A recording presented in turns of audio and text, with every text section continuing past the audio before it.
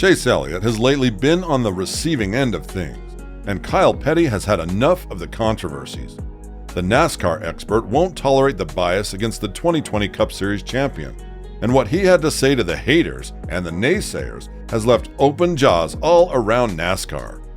Elliott has broken the tibia, which is one of the two bones that comprise the leg, during a snowboarding incident and is likely to miss a huge amount of racing due to the nature of the injury.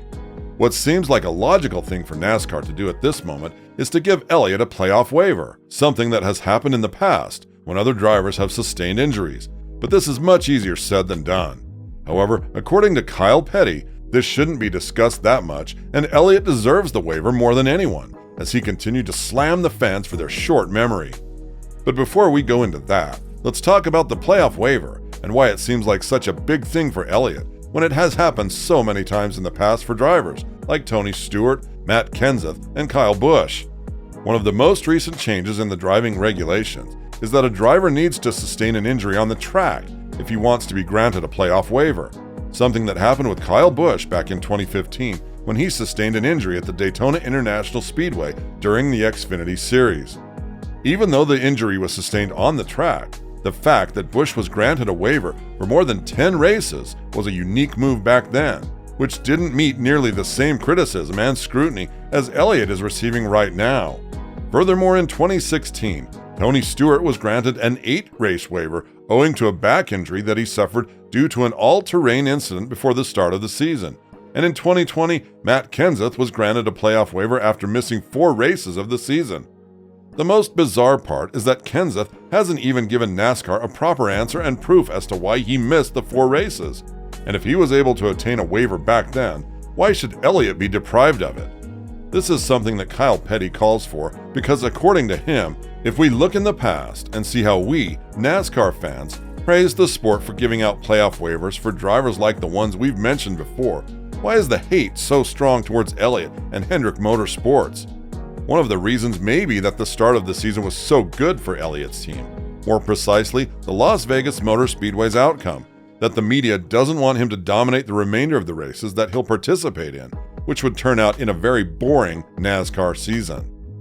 When talking about the public being very much against Elliott's granting of a playoff waiver, Petty was very strong with his words against the comments that are unbased according to his personal beliefs. But before we go into that, let's hear what Bubba Wallace's spotter, Freddie Kraft, had to say about Elliott's injury and what kind of controversial stance he's taken in terms of NASCAR drivers living their lives outside of the track. Kraft was a guest in the latest episode of the Door Bumper Clear podcast, and when asked about the incident, he said that he was truly on the fence about whether he should join the public in bashing Elliott or join Kyle Petty in defending him about this matter. Kraft said, "Yeah, I'm on the fence here so bad, you know. I'm of the opinion guys should live their life. I feel like you should put it in the hands. I don't know, it needs to be contractual. But I feel like you should put it in the hands of the drivers to be smart enough to not put yourself at risk." Do I have a problem with him going snowboarding? Not really. Do I have a problem with him going snowboarding a day before practice? Probably less than 24 hours before practice? Maybe. If you love snowboarding, do it in December. Furthermore, Kraft went on to say that entire Twitter is full of negative comments towards Elliott, ones that labeled him as the idiot of the week, as the majority of NASCAR fans on Twitter don't want the Hendrick Motorsports driver to be granted a playoff waiver just because the injury wasn't sustained on the track.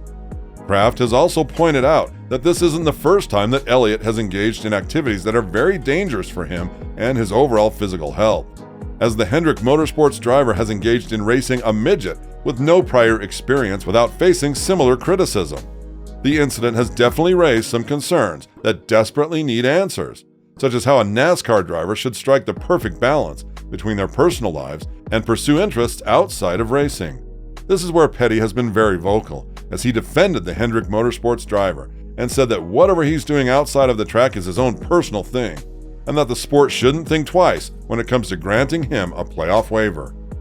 Kyle Petty was a guest on the NASCAR on NBC show, as he went on to say, "We, the fans, praise Kyle Busch and Kyle Larson, and all these guys that go out and race 6 nights a week in wings, brake cars, and go-karts, and midgets, and whatever they want to race. But God forbid, you cannot go snowboarding. You'd get hurt. You just can't do that, people. I don't know where y'all been, but you just can't do that. So I look at it as yes, he should get a waiver. Petty does make a valid point, and just because the injury wasn't sustained during a racing incident, the fact that NASCAR drivers are doing activities that have a high risk of taking a huge toll on their physical health and kicking them out of the perfect harmony spot goes on to show that the sport is a bit biased when a driver actually gets hurt. An injury is an injury, so says Petty, but the fact that it hasn't been sustained in NASCAR is raising some eyebrows as to whether or not Elliott will be granted the playoff waiver or not. If you compare the fact that Kenseth was granted a playoff waiver back in 2020 after doing who knows what at that time, it would be miserable and a real blow for NASCAR not to grant the same permission to Elliott. However, this is not a far-fetched scenario, and with the public on the rise with all kinds of different labels attached to Elliott's name, by calling him the Idiot of the Week, NASCAR may go with the opinion of the larger contingent of people and actually keep Elliott outside of the playoffs. How does Elliott react to all of these talks? Obviously, he's a former champion, and he understands that this is sport. Anything can happen in a matter of a blink of an eye. While he has jokingly said that him breaking the leg during the snowboarding adventure was part of the script for the 2023 NASCAR Cup Series, and the script writer didn't want to take it away for anything in the world, we couldn't help but wonder, does Elliott feel stressful about it? It is very possible, but Dale Earnhardt Jr. has praised the Hendrick Motorsports driver for handling the entire situation like a professional driver amid all of the replacement chatter, something that just goes on to show that his place is definitely in the playoffs and among the best of the best. When talking about this matter, Dale Earnhardt Jr. added, "So when he does come back, it gets almost seamless as it can be. He understands everything that they have been dealing with, and so from what I can tell, man, he's handling it as good as you can possibly handle it. But he's a pro." Right now, Elliott is being replaced by Josh Berry, and according to Kyle Petty, the last thing that the replacement of Elliott needs to do is play hero and try to win races and crash the car when he knows that he is there for a limited amount of time. This is where he needs to be calm and collected and try to utilize as much as he can from the small amount of time he'll have as a Cup Series driver. And we're yet to see whether NASCAR will bend under pressure and whether they'll go out of their traditional way and grant Elliott a playoff waiver. With this in mind, and given how Hendrick Motorsports dominated the first race without Elliott in Las Vegas, with an exclamation point 1, 2, 3 win, what do you think is next for the 2020 Cup Series winner? Do you think that he'll be granted the playoff waiver? And do you think he deserves to be granted one? Let us know in the comments below.